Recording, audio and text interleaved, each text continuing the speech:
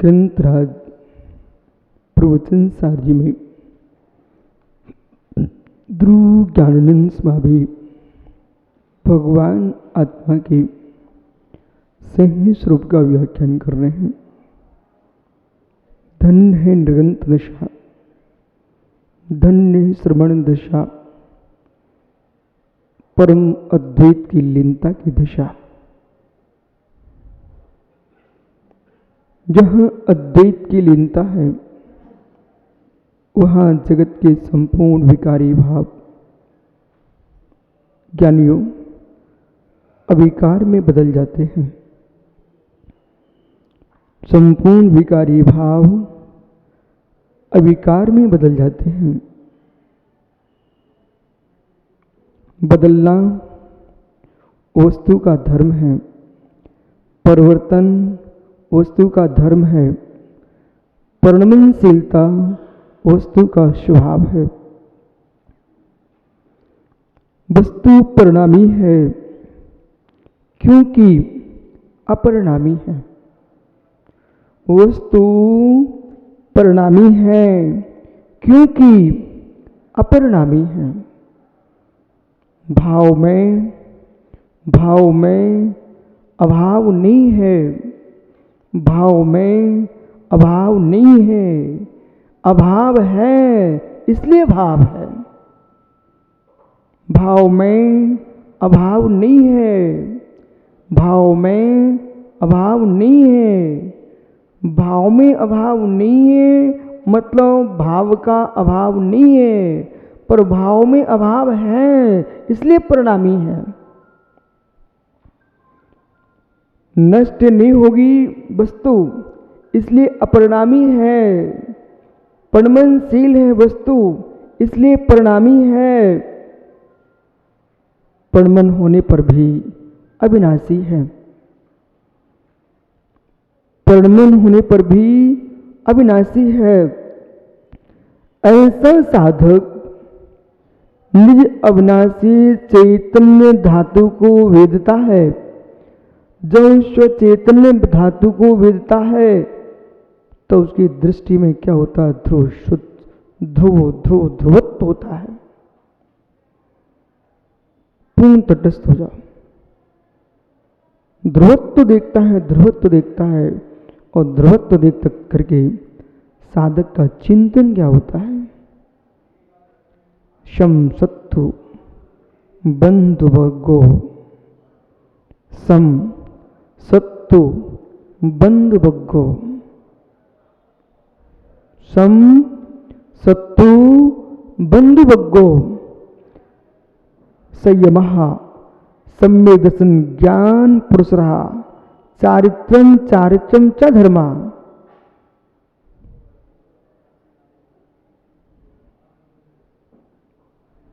बहुत कठिन साधना है, बहुत कठिन साधना है, बहुत कठिन साधना है। अत्यंत सरल साधना है। मतलब हे मित्र,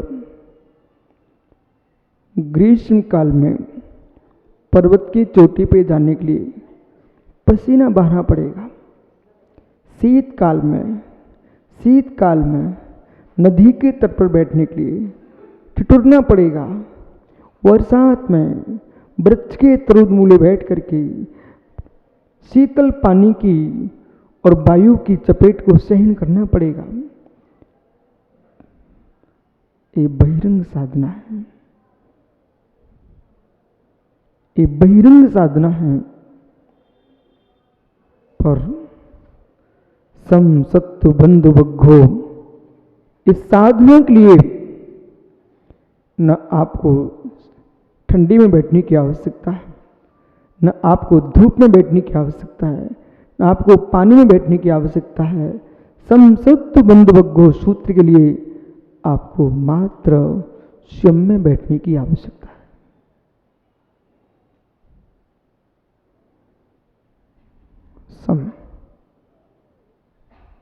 सम ही चारित्र है, सम ही चारित्र है। जहां चारित्र है वहां सम है, सम नहीं है तो चारित्र नहीं है। हे श्रमण, किम कहदी बनवासो काय क्लेशो विचित वासो अज्जन मौन पहुदे समदा रहे समरस।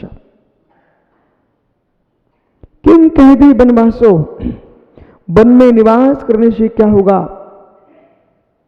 काय क्लेशो, काय क्लेश तप करने से क्या होगा? अज्जन मौन पौधे, संपूर्ण शास्त्रों तुमने कंठस्थ कर लिया है, दिन दिन भर का मौन रखते हो, परंतु भीतर में समत्व नहीं है। ये सारी क्रिया कोई काम की नहीं है।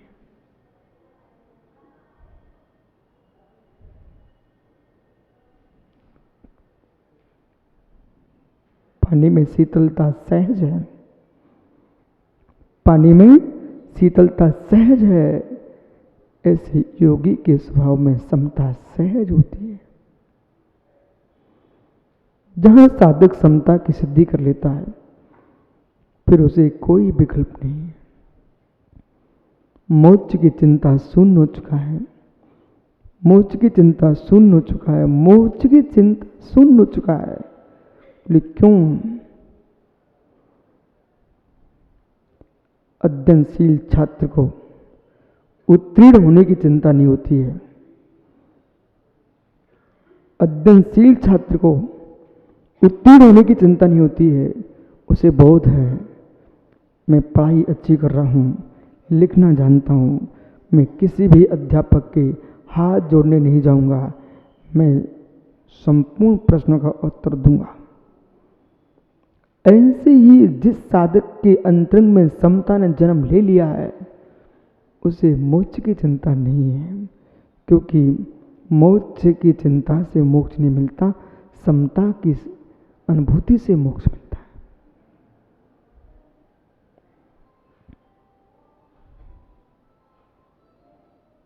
भूमि उर्वरा है तो बीज उगने की चिंता क्या है? चिंता वे करें जिनकी भूमि ऊसर है। हे जीव, साधना के क्षेत्र में उतर चुका है, उस समता से उर्वरा परिणाम नहीं है, तो मोक्ष के अंकुर नहीं आएंगे, नहीं आएंगे, नहीं आएंगे, नहीं आएंगे।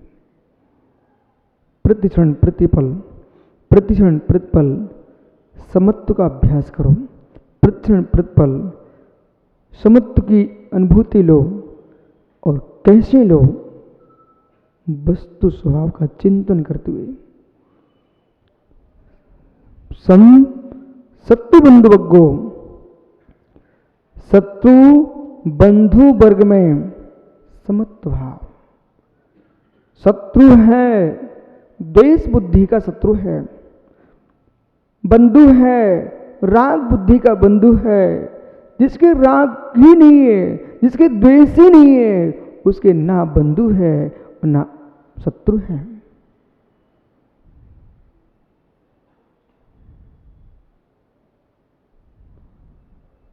समझ में आ रहा है क्या? न शत्रु ना बंधु, न शत्रु ना बंधु।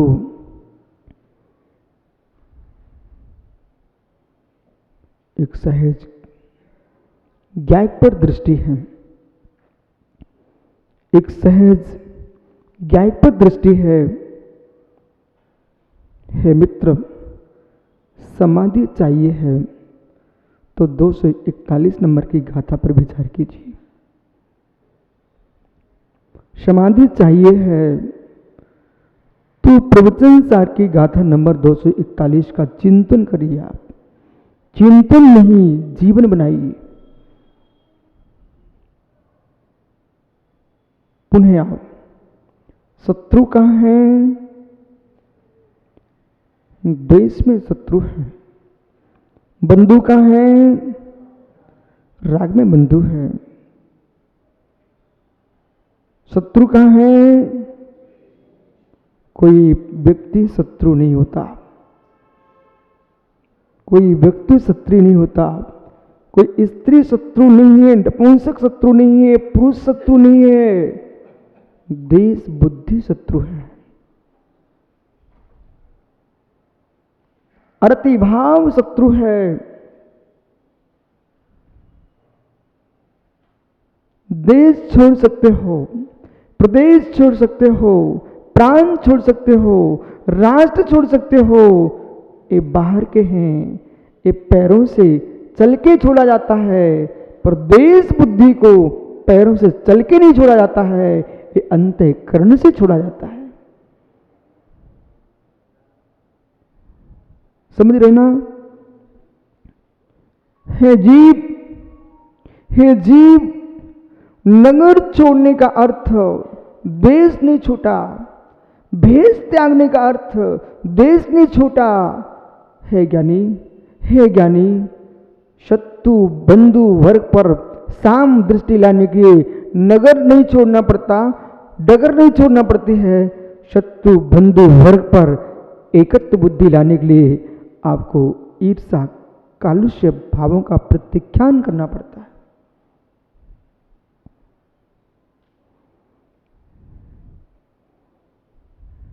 प्रत्याख्यान करना पड़ता है। शत्रु शून्यो हम, शत्रु शून्यो हम, शत्रु शून्यो हम, मित्र शून्यो हम। शत्रु शून्यो हम, मित्र शून्यो हम। शत्रु कष्ट देता है, इसे कहने वाले पंडित बहुत हैं। शत्रु कष्ट देता है, इसे कहने वाले पंडित बहुत हैं। मित्र भी कष्ट देता है, इसे कहने वाले पंडित अगलियों पर गिनने लायक हैं।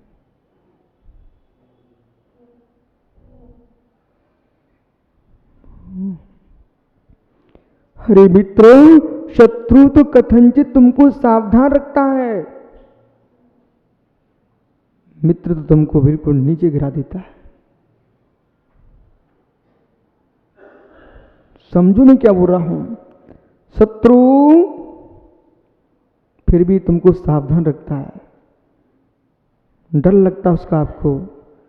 मित्र निडर कर देता है पाप करने के लिए।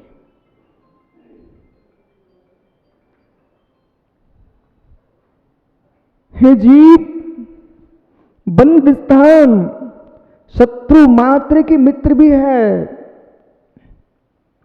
बंद स्थान शत्रु मात्र के मित्र भी है। बंद स्थान द्वेष मात्र के राग भी है। स्निग्धुक्षत्वात् बंधा, स्निग्धुक्षत्वात् बंधा।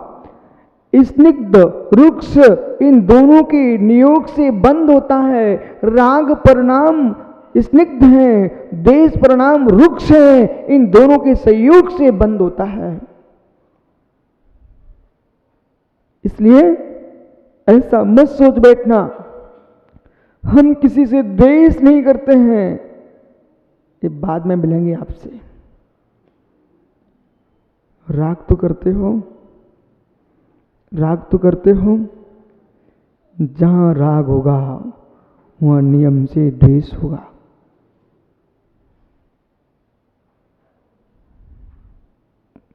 यानी जिससे राग नहीं है उससे द्वेष है। राग प्रत्यय कह रहा है कि मेरे विपरीत प्रत्यय भी है। जहां जहां अस्थि होगी वहां नियम से नास्ति होगी। नास्ति के बिना अस्थि धर्म घटित नहीं होता। जहां जहां अस्थि होगी वहां नियम से नास्ति होगी। अस्थि धर्म यदि है तो नास्ति धर्म नियत है, और जहां नास्ति है वहां अस्थि धर्म नियत है। भित्तिवत, दीवालवत, भित्तिवत, दीवालवत। यदि दीवाल का यह हिस्सा है तो वह हिस्सा भी नियम से है। सिक्केवत, यदि सिक्का चित्त है तो नियम से पट्ट है, वो पट्ट है तो चित्त है। जहां राग है वहां द्वेष है, जहां द्वेष है वहां राग है। दीवालवत सिक्के के तुल्य, सिक्के के तुल्य। जिसके पास पीठ होगी उसके पास पेट भी होगा। जिसके पास पेट है उस पुरुष के पास पीठ भी है। सुरेश भैया, जहां पेट है वहां पीठ है, जहां पीठ है वहां पेट है। जहां राग है वहां द्वेष है, जहां द्वेष है वहां राग है, जहां राग है द्वेष है वहां साधुपना नहीं है।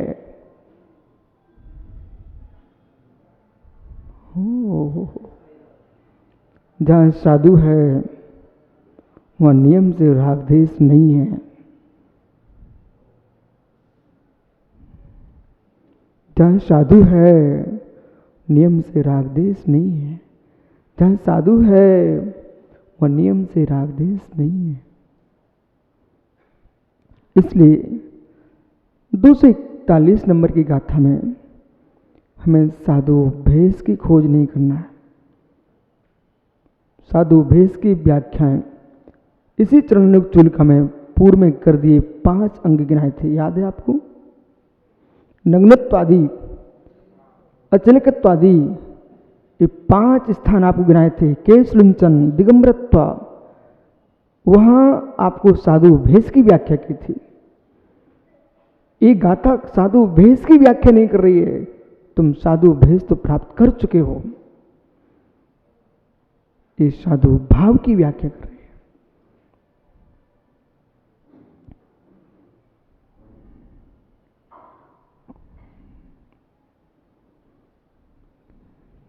क्या करें? समत्व, साम्य प्रणति, साम्य प्रणति, साम्य प्रणति। कैसी साम्य प्रणति?